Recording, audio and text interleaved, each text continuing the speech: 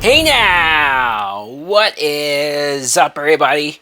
My name is Mike Brown, aka Review King MB, and I just got back from the theaters after seeing Insidious The Red Door. Now, mind you, this is not Insidious Chapter 5, or at least notice how they're not calling it Chapter 5. I think calling it The Red Door makes a lot of sense. This is a 2023 film that was thankfully produced by Lee Wanell and James Wan, the original creators of the series. But it's directed by Patrick Wilson, who I believe this is his directorial debut, I think. So, I want to say this first and foremost. I love the first two Insidious films. I think those two movies specifically don't get enough love, don't get enough mention, partially because I think more people like to talk about the Conjuring movies or movies of that vein, but I just feel like those first two films are underrated, underappreciated. Now, granted, it probably doesn't help that 3 and 4 aren't that great to bad, and so maybe that hasn't helped, but this movie does what I think is much needed for the series. First of all, it's touting that this is the last Insidious movie in the franchise, and we shall see how true that is. But I mostly appreciate that it brings back the original family. Those characters from the first two films that, like I said, I was invested in. We brought them back. We continued the story. This is the real sequel, the real third film, in my opinion. And Patrick Wilson, when you see what's left of the family, I mean, this kind of broke my heart at the beginning. I don't want to get too much into spoilers and whatnot, but I will say that it was sad to see what has happened to this family, how much they're not as close anymore, how much the events of the earlier films took a toll on their relationship, especially him and his son, Dalton.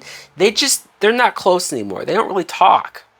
Dalton, by the way, is still played by Ty Simpkins, who played him previously. He was also in the Jurassic World movie, in Iron Man 3. Like, he was working a lot as a young child. So seeing him grown up, pretty trippy. I was like, God damn, this is the same dude? And you look at his face and you're like, oh yeah, that's definitely him. But man, he grew up. He's tall. I couldn't even tell you if he was good acting in the movie because I was just so caught off by, that's him now. Kind of made me feel old. But seeing him go off to college, seeing that clearly there is stuff in his past that he's only vaguely aware of, I found a lot of that interesting, how stuff was bubbling deep below the surface.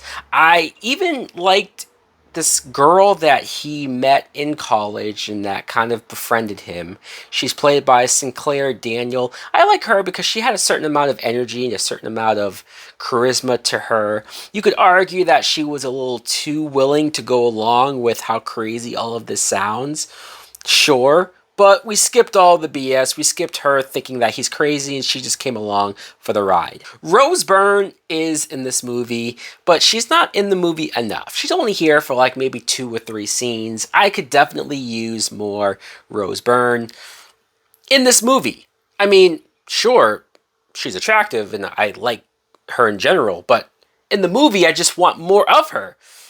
God damn it. Also, I appreciated how they were able to bring in and woven in some of the characters from the past and just kind of connect things all together. But the creepiness. I want to play up the creepiness of how they deliver the horror. It's not the jump scares. It's not a movie that's just filled with, did we make you jump?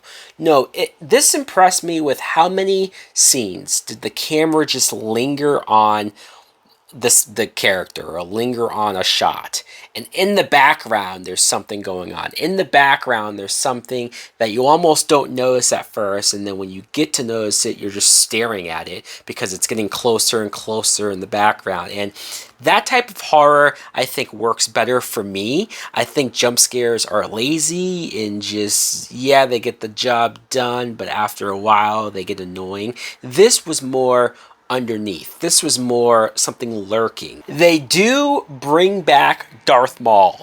The Darth Maul demon from the first movie that I always thought was kind of goofy.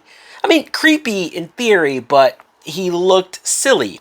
I thought this movie actually made him creepier, made him more disturbing than I thought previous. Even though I could totally see if other people watch this and maybe they find it boring, or maybe because of the lack of jump scares, maybe they don't think there's enough going on. I appreciated how much this movie took its time, dealt with the characters, dealt with what they had going on in their lives, and presented the horror organically.